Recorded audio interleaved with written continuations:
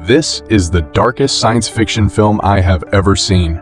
Its radio drama adaptation once caused extreme panic in the United States. It is based on Wells' The War of the Worlds. The story takes place in the early 20th century. A strange giant object suddenly appears in the forest, and from its surface shape, the meteorite is almost a perfect sphere. The doctor immediately gathers a few people to assist in the excavation. But as the doctor is about to reach out and touch it, suddenly a loud noise is heard, accompanied by violent tremors, and cracks begin to appear on the surface of the meteorite. Countless white smoke emerges from the cracks, and there seems to be something unknown inside. Driven by curiosity, the doctor extends the iron shovel to explore the cracks. However, it seems that a mysterious force is preventing the doctor's actions. Immediately, another intense vibration strikes.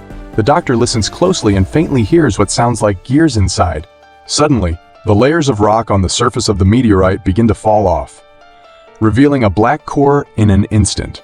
This strange phenomenon baffles even the mayor, who cautiously approaches the black sphere. Then, the mayor carefully places his hand on the surface of the sphere, only to find that his hand is covered with a nauseating unknown liquid. What's even more bizarre is that the mayor's figure has been replicated on the surface of the sphere like an oil painting. By this time, a crowd has gathered near the sphere. Just as everyone is staring in shock, the black sphere begins to rotate slowly, and the outer black substance falls off. People are immediately frightened and retreat quickly. As the rotation speed increases, the ground slowly cracks open.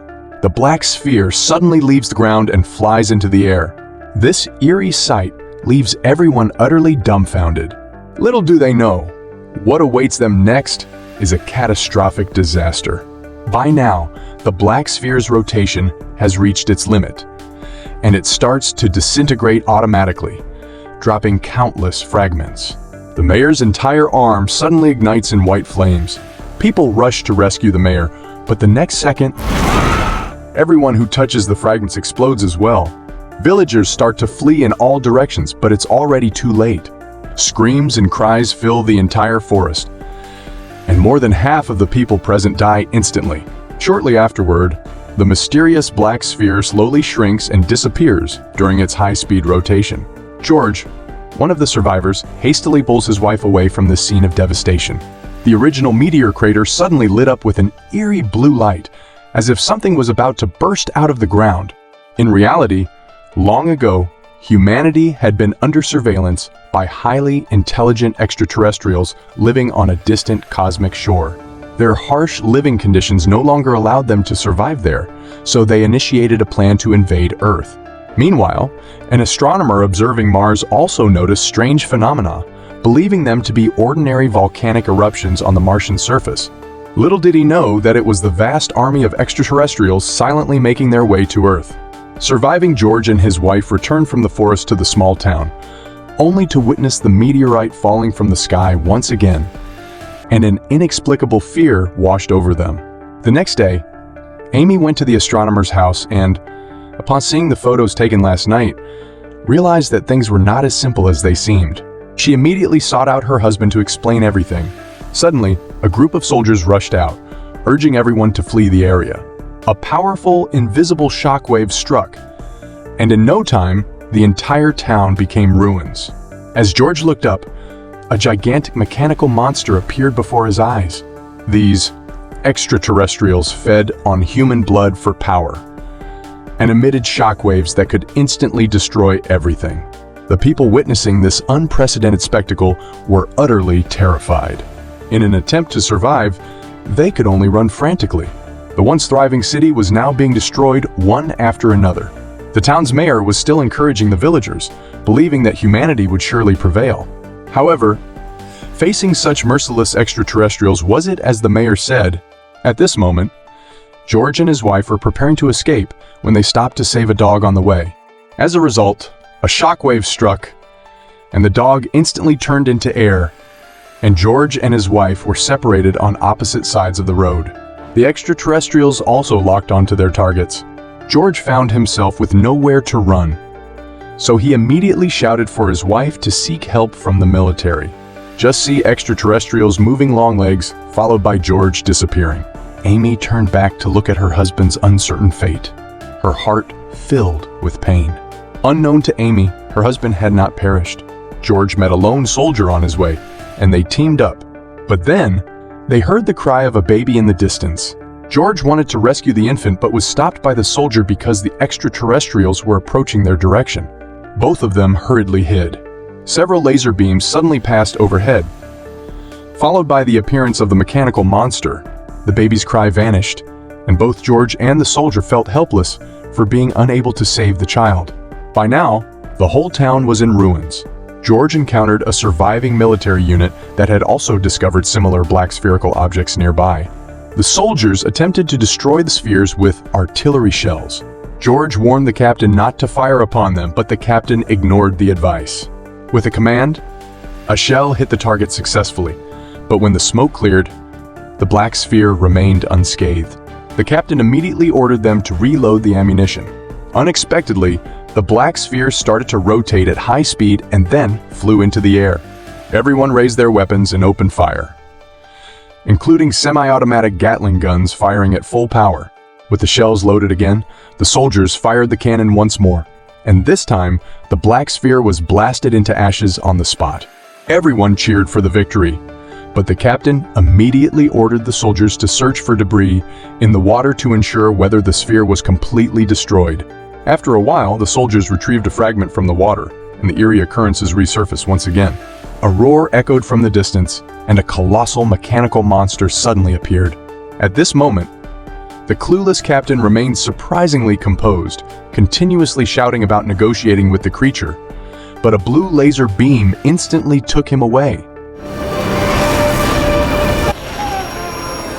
The entire squad was wiped out, leaving only George, who managed to escape safely. George looks back and sees that there is not just one of the horrible alien monsters. They are clearing the planet of all living things. Meanwhile, more meteorites were approaching the planet. An unprecedented disaster was about to unfold. Instead of directly attacking, the extraterrestrial creatures sprayed out a large amount of black substance from their bodies. In a desperate bid to survive, people ran for their lives. Soon, the entire sky was engulfed in darkness, and anyone exposed to the smoke died instantly. The cities were now occupied by the extraterrestrials, and the homeless people began fleeing the towns. The coastline was crowded with people hoping to board ships to escape. George also arrived at the shore, desperately searching for his wife's figure. Meanwhile, Amy and Frederick had already arrived at the evacuation point. At Frederick's request, Amy boarded a departing ship, but he couldn't go with her. Only women and children were given priority to leave. Fortunately, George arrived just in time. Seeing her husband before her eyes, Amy had long forgotten about the life and death escape and jumped off the ship, swimming back towards the shore. The couple reunited once again. Before they could enjoy their reunion, the giant alien monsters appeared again, mercilessly slaughtering the people. The entire coastline was filled with cries of despair. The human military forces began to resist, and under the attack of artillery shells, one of the extraterrestrial monsters was successfully brought down. Several of them ran back to the small town, but it was now completely deserted. They barely caught their breath when the ground began to shake violently. Everyone hurriedly took cover under a table. The extraterrestrial mech slowly walked over the rooftops. After a series of intense impacts, it fell silent. They gathered their courage and ventured outside, only to find the extraterrestrial mech lying motionless on the ground. They thought it was safe, so they began searching for supplies. Little did they know that a lurking extraterrestrial creature was watching from the shadows. Finally finding a water source, the sound of the creature echoed again, and they quickly hid under the table.